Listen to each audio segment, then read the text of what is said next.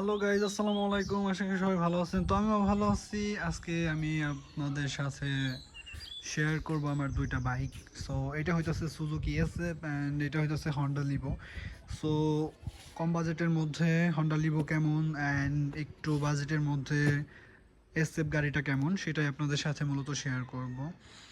So দেখেন দুইটা গাড়ির লুক কিন্তু অনেক সুন্দর, মানে দুইটা গাড়ির ডিজাইন আলাদা অ্যান্ড দুইটা গাড়ির ডিজাইনই কিন্তু অনেক সুন্দর, খুবই স্টাইলিশ অ্যান্ড এটা হইতেছে মুরব্বি প্লাস। এই গাড়িটা হন্ডা লিভো যেটা আছে এটা হইতেছে মুরব্বিদের জন্য, মুরব্বি প্লাস হইতেছে যারা ইয়াং বয়সের ইয়াং জেনারেশনের আছেন তারাও কিন্তু এটা ব্যবহার করতে পারবেন, তাদের জন্য খুব সুন্দর ডিজাইন করা হয়েছে। সো আমার কাছে খুবই ভালো লাগে অ্যান্ড আপনাদের কাছে কেমন লাগে আমি জানি না, বাট আমি এটা ইউজ করতেছি 1 বছর 1.5 বছর 1 বছর যাবত। তো আমার কাছে খুবই ভালো লাগছে অ্যান্ড খুবই কমফোর্ট ফিল একটা গাড়ি। সো এটা হচ্ছে কাভার, এটা কিন্তু অরিজিনাল সিটটা না, সিটের উপরে একটা কাভার লাগানো আছে। এই কাভারের উপরে বিড়াল আছে আমার বাসায়, সো ওরা খামছে এরকম একটা কাজ করে দিছে। সো যাদের বিড়াল আছে তারাই জানে তাদের গাড়ির কী অবস্থা। সো গাড়িটা একদমই আমি ধুই নাইকা, প্লাস হইতেছে এখানে ধুলাও পড়ে গেছে দেখেন।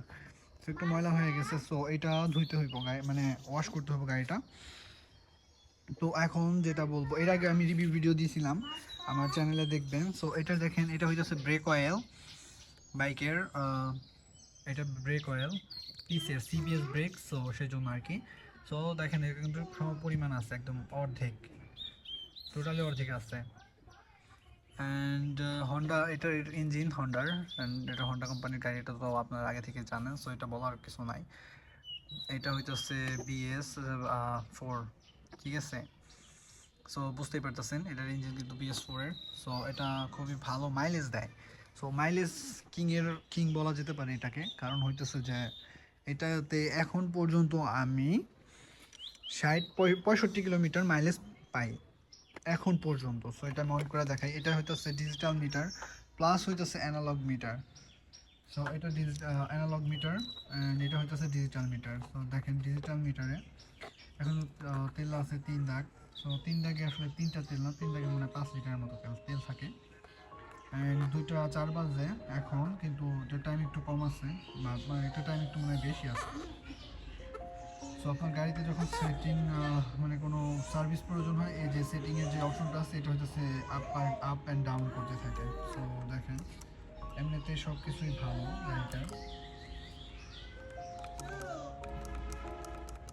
সবই পারফেক্ট আছে গাড়িটার।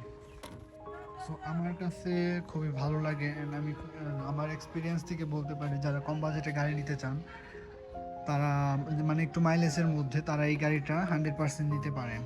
সো এটার ব্রেকিং সিস্টেমটা আমি দেখাই দিই আপনাদের। এটা হইতেছে হাইড্রোলিক ব্রেক অ্যান্ড এটা হইতেছে সিবিএস।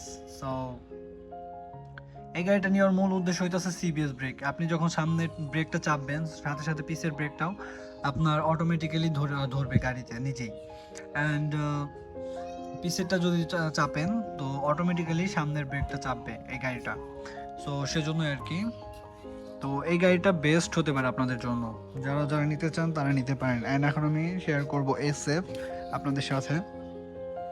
তো এসএফ গাড়ি নেওয়া হয়েছে মাত্র 15 দিন ধইরা, ঠিক আছে, মাত্র 15 দিন হয়েছে আমি গাড়িটা নিছি। সো দেখেন আমি দেখাইতেছি 15 দিনে আমি কত কিলোমিটার চালাইছি গাড়িটা। 695 কিলোমিটার, 695 কিলোমিটার গাড়িটা চলছে। এটার টাইমটা ঠিক নাই, টাইমটা কম আছে এটার মধ্যে 20 মিনিটের মতো। সো এটার হইতেছে 8000 RPM এটা লক হয়ে যায়। গাড়িটার রিভিউ দেখছি আমি, সো সেটাই বলতেছি আমি। এটা হইতেছে FI ABS। সো দেখেন আমি যখন গাড়িটা অন করি, সো FI ABSটা অন, এই যে FI ABS এর যে বাটন আছে এটা অন।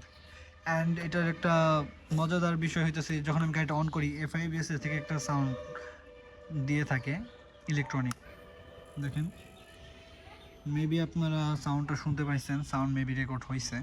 সো এটা অন করলে এই সাউন্ডটা দিয়ে থাকে, এটা হচ্ছে ABS এর সাউন্ড। তো আশা করি বুঝতেই পারছেন। এটার হ্যান্ডেল, এটা হচ্ছে স্পোর্টস বাইক, নেকেড ভার্সন না। সো এইটা আসলে মানে আমি যতটা কমফোর্ট ফিল ভাবছিলাম যে হ্যান্ডেলটা অনেক কমফোর্টেবল হবে GSX-এর মতো, আসলে GSX-এর মতো অত কমফোর্টেবল না। কারণ হচ্ছে এটার হ্যান্ডেল প্রচুর পরিমাণ ভার। GSX-এর হ্যান্ডেল কিন্তু প্রচুর পরিমাণ পাতলা, কিন্তু এটার হ্যান্ডেল অনেক ভার, পুরা গাড়ির ঝোঁক থাকে এই এর মধ্যে। এই হ্যান্ডেলের মধ্যে। তো লুকের দিক দিয়ে তো একদম মাশাল্লাহ, আমার তো খুবই পছন্দ হয়েছে বাইকটা।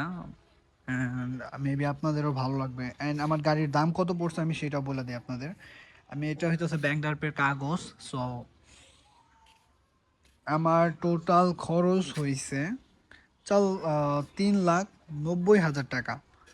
এখন এটা কিভাবে হইলো সেটা আমি আপনাদের বলি। আমার হইতেছে ড্রাইভিং লাইসেন্স নাই, আমার গাড়ির 10 বছরের কাগজ করা হয়েছে, সেই জন্য 13,000 টাকা দিছি ড্রাইভিং লাইসেন্সের জন্য, 27,000 টাকা দিছি 10 বছরের কাগজের জন্য। আর গাড়িটার প্রাইস হইতাছে 3,50,000 টাকা। সো এখন দাম বাড়ছে কিনা আমি এটা জানি না, বাট আমি কিছুদিন 15 দিন যাবত গাড়িটা নিছি। গাড়িটা একবার ওয়াশ করে নিই কেনার পরে। অ্যান্ড আমার একটা নামের একটা স্টিকারও লাগাই ফেলাইছি গাড়িটা নেওয়ার পর। সো এইটা single channel ABS, dual channel ABS না। আমি দেখাই আপনাদের। সো দেখেন গাড়িতে ময়লা পড়ে গেছে।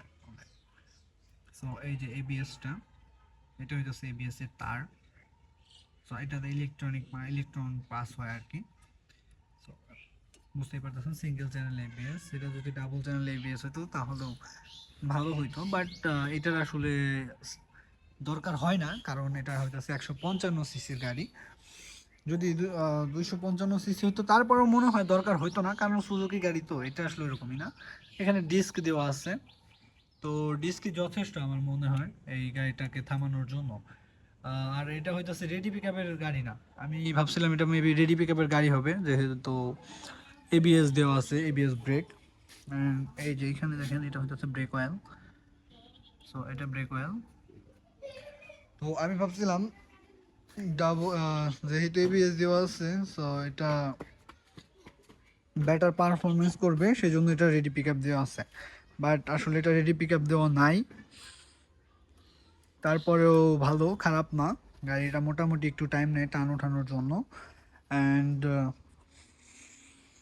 গাড়িটা আরও কিছুদিন চালাই, তারপরে আপনাদের সাথে আমি টোটালি সব কিছু শেয়ার করব। ঠিক আছে।